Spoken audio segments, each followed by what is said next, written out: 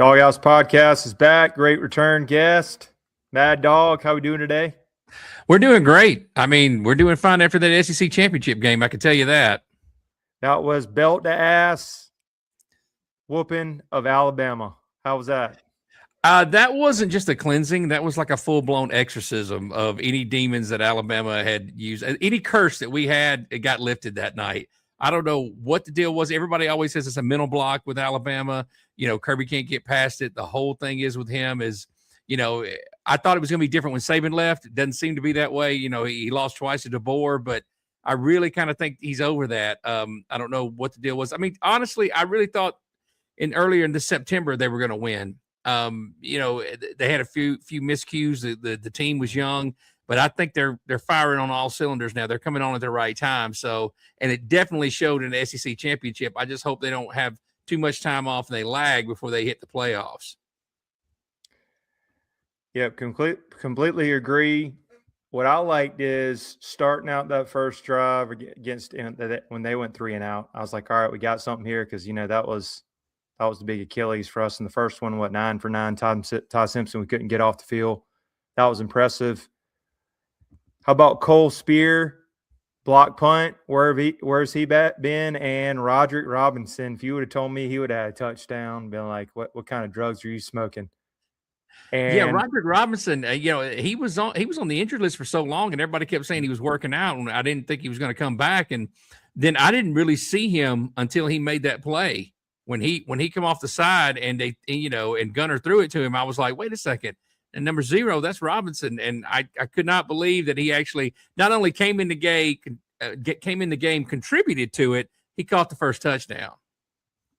That was great to see because I know he's been through some injuries. Just an overall great win. I mean, we've lived through it all these years as Georgia fans, and just finally get over it and just put the whooping like that on them. 27 is really sweet. And then holding them to -3 yards. How impressive was that? Even if you did that in flag football or whatever game, that was impressive. Well, you know, Kirby had said earlier that he had sat in the defensive room with all those coaches, and the coaches kept telling him over and over, this is going to work if you start trusting us. This is going to work if you just listen to us. And I think, you know, finally the kids started listening to the coaches, and they see how everything starts clicking and develop. They stopped the run. You know, they were batting down passes. I mean, it was absolutely incredible to see the defense. I mean, they were putting pressure on the quarterback, not to mention sacking him. They were breaking through that line. It was like the old Georgia that we're used to seeing in the past. You know, before, you know, earlier this year, you'd see them struggle on the defensive line and all that, but not Saturday night. That did not happen. And that's the Georgia that we're used to seeing, the defense that strangles you to death.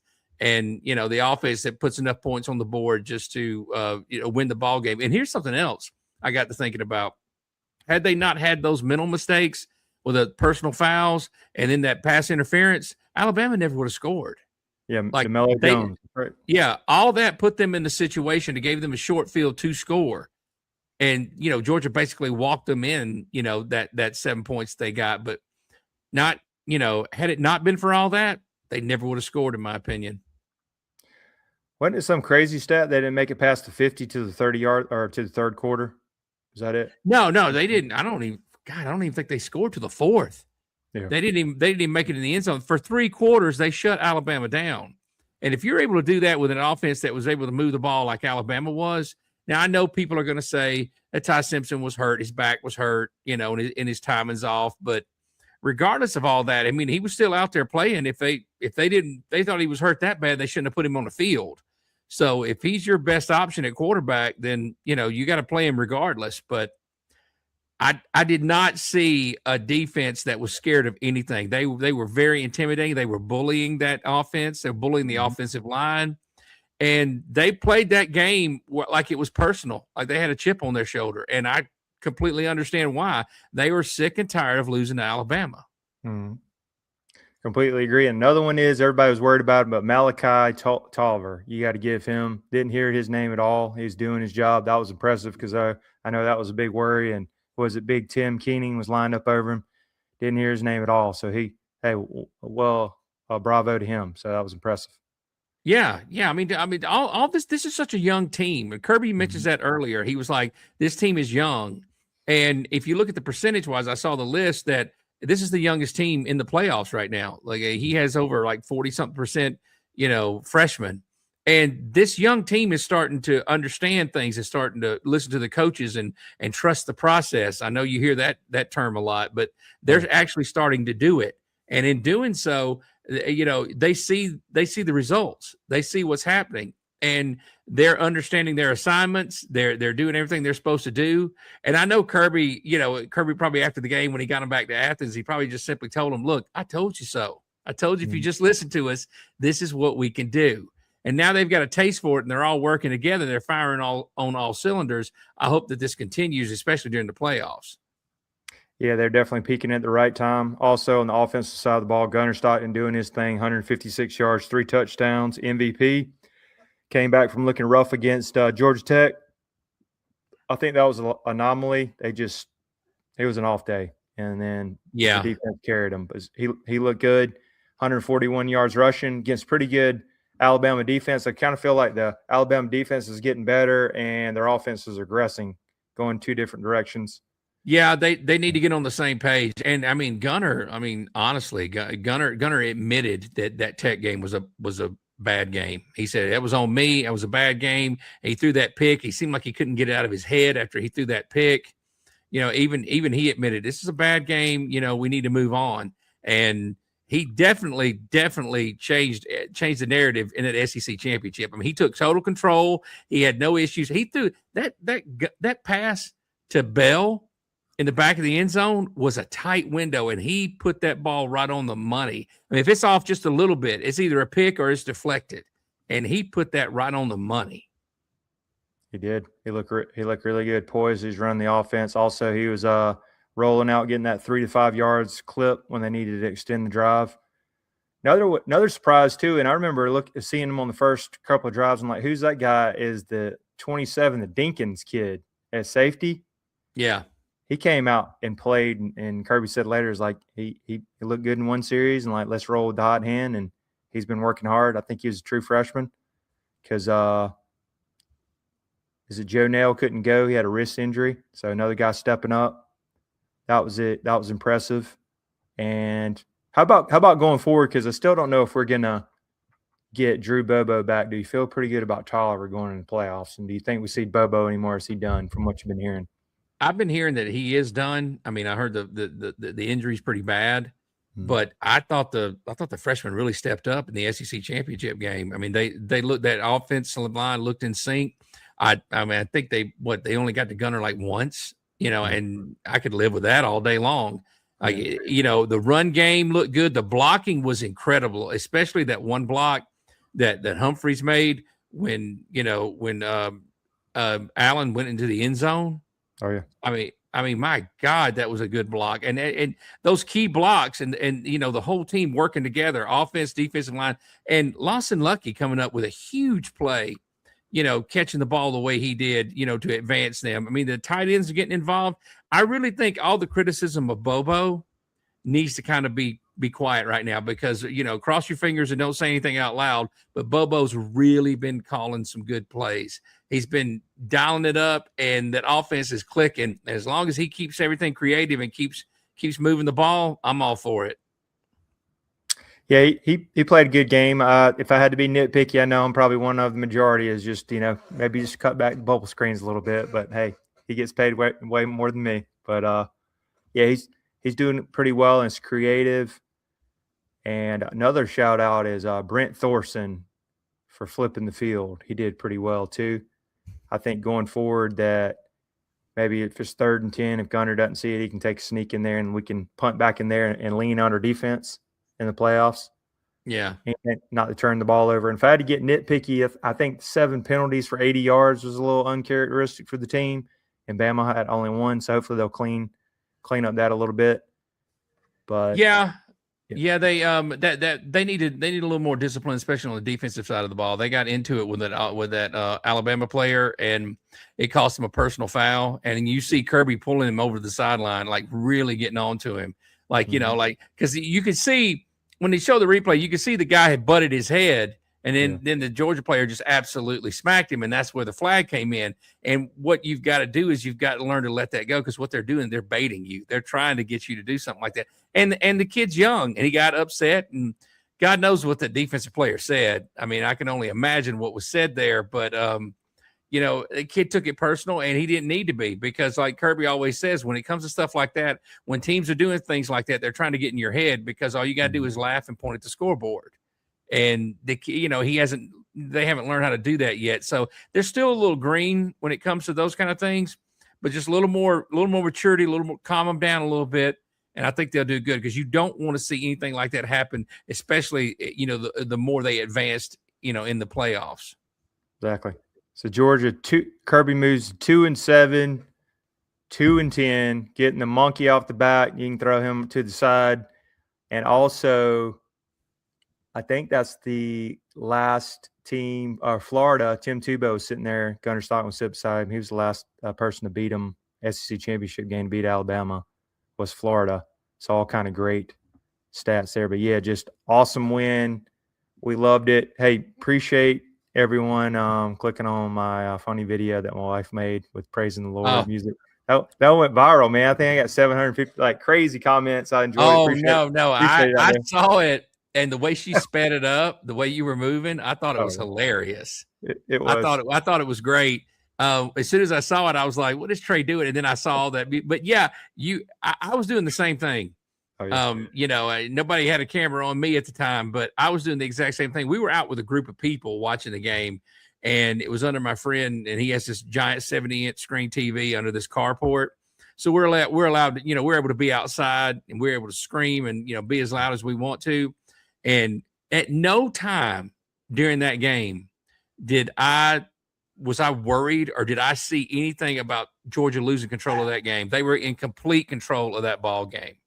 Yeah, I completely agree. But I mean, I was up 14-0, and my mom said, "Hey, we can't let down," because she's got a little Larry Munson, and you kind of still had that creeping on your shoulder of all the nightmares. But I did tell my mom, I was like, they get another touchdown, get 21-0. They ain't doing nothing with that defense, and that was the truth, because you could just tell.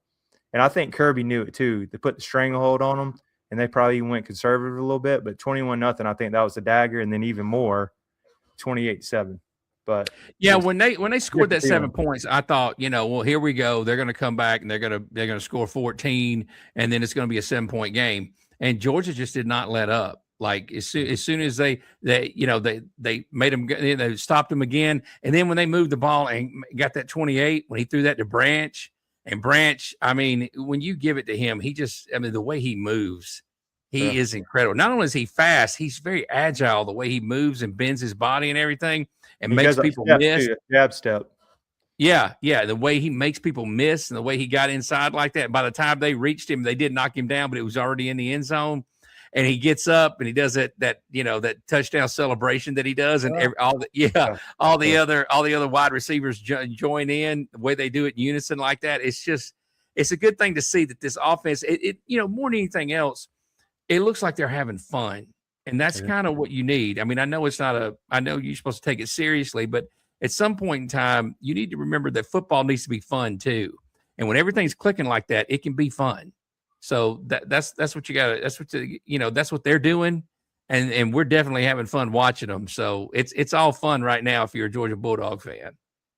Long time coming, back-to-back SEC championships, which is impressive. I believe that's is that the fourth one for Kirby? Yes, I think he got one. He beat Auburn in 17, and then he beat LSU in 22. Texas last year. Yeah, and then Texas last year, and then this one. So that's the fourth one for Kirby. Kirby every first Saturday December, Kirby seems to always be in the Mercedes-Benz Stadium. Whether he's going to win or lose, he's always in the SEC championship. That's right. Impressive.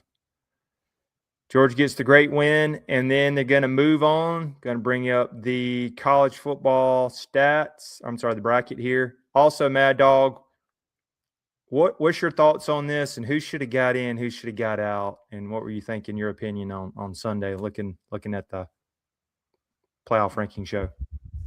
Well, I mean, as far as who should have got in, I mean, Notre Dame. I mean, they took their ball and they went home. They were very upset that they didn't get in. But I mean, I don't really, part of me just wants to say, hey, do better, win your ball games. If you if you don't win more, you don't lose more than 2 games, then you got a chance to get in. It's sometimes it's nobody's fault but their own. They just want to get in because of their name. I mean, Notre Dame can't just keep doing this. They can't keep getting upset. They're not in a conference. They don't play any championship game. They can't keep doing this and expect everybody just to be okay with it. They either join a conference or, understand that if they don't do well, they're going to get left out. You've got to stay on top of things. You got to win your ball games. I mean, all right, SEC got Oklahoma, Texas A&M, Alabama, and Georgia in there, right? Mm-hmm. So, they got enough in there. And what I didn't understand was that Ohio State and in Indiana, I didn't understand why they just flip-flopped. I don't understand why Georgia didn't at least move up to 2, because Ohio State didn't score but 10 points in that ball game. That's right. Georgia handles and wins their conference, and handles their opponent. Didn't move at all. Yeah, it didn't move at all. Stayed right there at 3, and Alabama didn't move at all. That's now right. I'm not. Yeah, I got no qualm with you putting Alabama in there. You want to put them in there, that's fine. But they didn't drop. Yep. And it just goes to show you the narrative of the committee is just ridiculous. Because think about this: a few years ago, we lose to Alabama in the SEC championship by 3 points. They drop us like 4 spots, and then we're completely out of the. Yeah. We're out of the SEC championship. I mean, 3 points to Alabama. Yeah. We're because of the SEC championship, we're out of the playoffs. We're out of the whole 9 yards. But Alabama completely gets beat, and they don't move them at all. Yep. And it just goes to show you that the committee. Reason why it's so ridiculous and people are frustrated with it is every year the narrative changes. They want to say this is going to happen, and then they get in the room, close the door, and then it comes out the way it is. What they need to do, I was talking to a friend of mine earlier, what they really need to do is stop all those Tuesday night predictions. Mm-hmm. That needs to be done, because all that does is give teams and fans false hope. Yeah. What you really need is a bracket at the end of the year.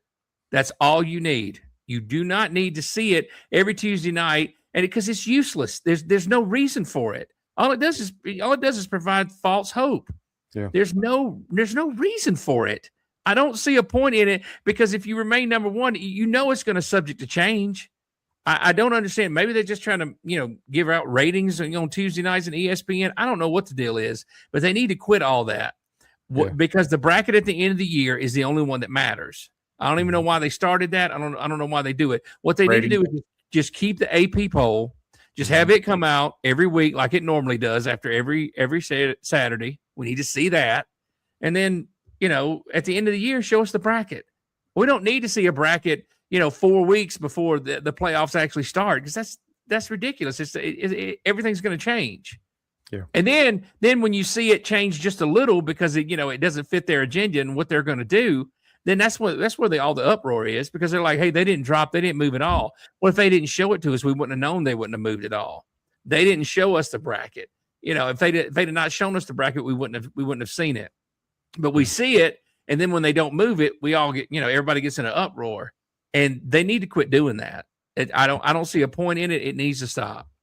Yeah, I completely agree. I like what listen to Drew Butler on Punt and Pass podcast, Jake Fromm, and he's always yelling, man, they need to put it like C-SPAN, is put a camera in there and let them hear what they're talking about, and that would be must watch. Let them all debate. They wouldn't do it. But I think they wouldn't do it. It'd be really interesting though what they would see. You probably see a lot of these people don't know what they're talking about. They're kind of just thrown in there, admin guys, like trying to act like anyway. No, they don't know what it's. It's not only that, it's such a joke. Like it's such a joke, and I don't understand why people think that anybody's going to really take it seriously when they change it, year to year. They say conference championship, we're not going to hurt, you're not going to get hurt for losing your conference championship game. We did, Georgia did. Yeah. But Alabama loses, big time, and nothing changes for them. Yeah. And it's such hypocritical crap. When you see it, like, you guys can't stick to one narrative. You know, that's why I'm saying bring the computer back. You want to have a 12-team playoff, bring the computer back. Let the computer run the numbers, and nobody can argue with it. We can say a person didn't come up with this, a computer did. They should let an AI computer. Yeah, a computer came up with this, and this is exactly how it is. So, you know, like it or not, this is what we're doing. Yeah. Versus somebody getting in there and saying, well, we can't leave this team out, or how about we leave this team out, even though they've got the same record. You know, we're going to throw them out and put them in. Why are we putting them over them? Well, I don't know. You know, who knows? Because they feel like it. Another thing you got to look at is TV ratings. Yep. They're going to look at who is going to tune in to which game everybody wants to watch, the matchups they want to watch. You know, who's going to want to see what. That's what they're doing. And if everybody, big brand too. Yeah, and that's it. It's who, you know, nobody's going to tune into that game because that game is boring. Well, if the numbers are right, then that team deserves to be in, regardless of whether you think it's boring or not. But you got to take the human factor out of it, and they're not doing that. They're looking at this. That's all they're looking at. You know, how are we going to bring in more ratings, get the sponsors to come in, because they know people are going to tune into this game. Yeah. And that's just, to me, that's the way it is. It's all about the money. And they change the narrative to however it's going to bring them more money at the end of the year. Mm-hmm. Completely agree. But looking at, I know Georgia didn't move, but them being 3, I think it's a favorable matchup. And then it's probably looking like Ole Miss. And how do you see Georgia potentially playing Ole Miss? I assume they beat Tulane. They're going to be a big favorite. What do you think about that matchup? Well, we're going to see what, you know, Pete Golding's going to do. We're really going to see how things are going to develop with him as head coach. I mean, I know it should be easy for them to beat, you know, Tulane. It shouldn't be a problem at all. So, you know, because they obviously beat them pretty badly in the beginning of the season here. But, you know, it may look different. Things may look a little different. I mean, the only thing that's really changed, you know, it seems that is that Lane left.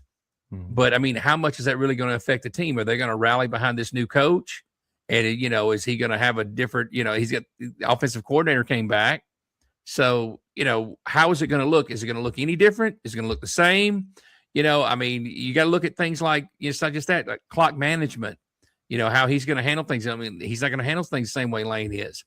And regardless of what anybody says, he's never been a head coach before. Mm-hmm. When you put on that headset, and you're hearing more than just your side of the ball, it's a different thing. Kirby said that. Somebody said something to him one time about what was it like when you put on the headset and you realize that you are going to, you know, you were the head coach at the Georgia Bulldogs. He said, when I put on the headset, I was listening and I said, who are all these people talking? And then you realize you're listening to both sides of the ball, you know, because when you're offensive coordinator, you only hear that one group every time, but the coach hears everybody, and you've got to be able to tune everything out and be able to focus. Now, we're going to see what, you know, I think this is a terrible timing to throw him in here during the playoffs. You know, Lane leaving, we could have a whole nother podcast about Lane Kiffin, but that's beside the point.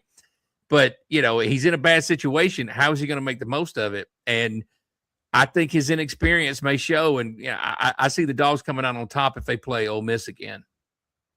Yeah, and this defense is trending up, too. Going to play a whole lot better. I doubt they're going to put 40-something on that defense again, second time around. And Kirby's real good about playing back-to-back games. What, 4-0 all time? Yeah. Yeah, he is. I mean, everybody always says it's hard to beat the same team twice. He did it at Texas last year. That's right. And I don't – and this team is – I think this Ole Miss team is going to look a little different. Yeah. And, you know, and like I said, Pete Golding's got to put his own stamp on this team. And it's just bad timing, like I said, for him to do it during the playoffs. Now, we're really going to see a lot coming up next season. You know what the team's made of and how they're going to do. I think he's going to be fine. I don't know why they just, you know, to me, if you think about when they hired all those coaches, they did it like real quick. You remember when everybody figured out where Lane was going? You know, Florida has a coach, Auburn has a coach, Arkansas has a coach, and then Ole Miss just says we're promoting this guy from within. I mean, I was like, my God, this all happened in a day, which lets you know that all the pieces were in place. They were all just waiting on. Lane was holding the entire conference hostage. Yeah. We're trying to figure out what he was going to do. And everybody, as soon as everybody knew what he was going to do, all the pieces fell, and everybody, which means everybody already had their guy anyway. They were just waiting to see what Lane was going to do. Yep, chain reaction. Looking at the other matchups, what are you kind of more interested in seeing? The Miami, Texas A&M, or Oklahoma, Alabama. I guess Alabama at Oklahoma. I mean, it makes you wonder if Alabama learned anything, or if they're gonna regress again. Because you think about it, they're gonna be going to Oklahoma. Oklahoma's Mm-hmm. gonna be hosting the playoff game.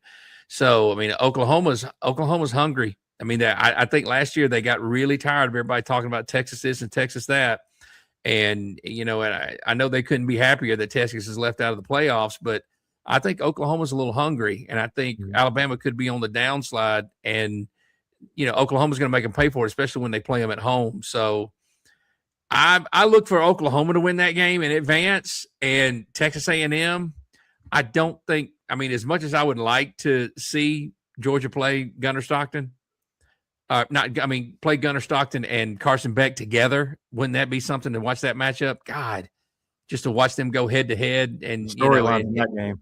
Oh yeah. Can you imagine that? Oh yeah. You imagine everybody would be tuning in to the stuff Gunnar Stockton and Beck just going head to head, and the defense sacking Carson Beck like that. Oh God, that would be it would be something to see. But I don't see them getting past Texas A&M. I think Texas A&M is going to beat them in that game, and then you got to see Texas A&M play Ohio State. Like, what's that going to look like? Is Ohio State going to be able to, score more than 10 points on Texas A&M? Yeah. I don't know. I mean, they're going to have a lot of time off to think about it. And it makes you wonder, because remember, once Ohio State had that loss against Michigan, when they hit the playoffs, they were on fire. It makes you wonder, is history going to repeat itself there? Yeah. Or are they going to, or is somebody going to come in there and be able to beat them and, just take them out of the whole contention of repeating the national championship? Yeah, they did get hot last year. They could come in with a chip on the shoulder, but man, Indiana might be a little better than we thought. I didn't know what to think about Indiana. I knew that was a great win over Oregon, but that surprised me on Saturday. Yeah, and Indiana could. Yeah, you're right. Indiana could be the real deal. Everybody's talking about Indiana and Georgia playing for the Natty. That would be something to see. It'd be interesting to see those two match up and see how Kirby goes head to head with him. Because to me, that's what you need to do. That's what a national championship should be. Two teams that haven't really seen each other much. Nothing repeated. Just something new. Something just back and forth. They score, we score. Just see who wants it most. Yeah. And sometimes that's what it boils down to. And that's the kind of matchup you really want to see in a national championship game. Like two teams that are just so polar opposite. And just see how, when they come together, what exactly do they do? What exactly do they do with Georgia's defense? How's Gunnar going to look when facing that defense? That's what you want to look at. That's what you want to see. I think it'd be exciting to see that, but it's a long road before that happens. Should be good. Is there maybe a team, as a Georgia fan, you wouldn't want to play, or is there a team maybe like, this could be a tough matchup? And is Texas Tech maybe that team? That defense looks scrappy. They look kind of dangerous. Yeah, I just don't know how good they are. Yeah, Texas Tech is a really good. It's a really good story.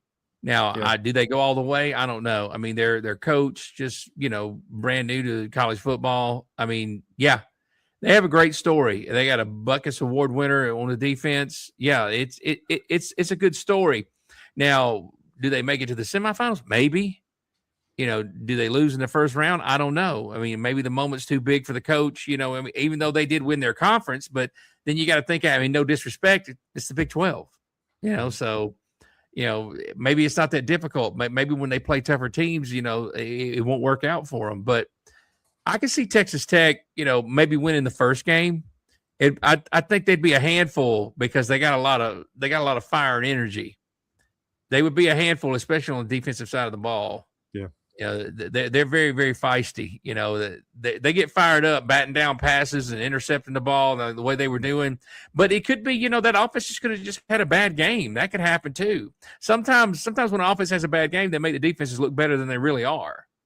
Yeah. So you never can tell. We'll be able to find out more after maybe this first round of playoffs and see where everybody is.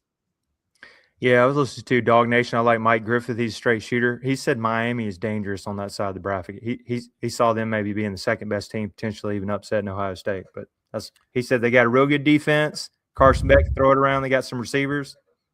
That's what he said. I don't know though. I mean, it could. I mean, if they get past Texas A&M, Yeah, I mean that. Like I said, that's the matchup I'd want to see. I'd want to see Georgia play them. If I could, if it's on a wish list, I'd be like, please let us play Miami. There would be nothing that would please. I think the entire Dog fan base would be excited to watch them beat down Carson Beck. Yeah, and some of those defense players might have some receipts for him. Well, I mean, if he stays true to form, if he does throw interceptions or if he does get sacked, nothing's ever gonna be his fault. It's always somebody else's. He'll always point the finger. The line didn't block for me. The wide receiver missed a route. It's just somebody else's fault. The reason why that something goes wrong with him. Yeah. We'll see. It's going to be interesting. Plus, enjoy Georgia taking a little time off. They won't play till January 1st at 8 p.m. So that'll be a good some time off to kind of enjoy the holidays. No stress on the weekends for Georgia fans. Yeah, we'll be riding this SEC championship wave for a while. I got to admit. I mean, I still.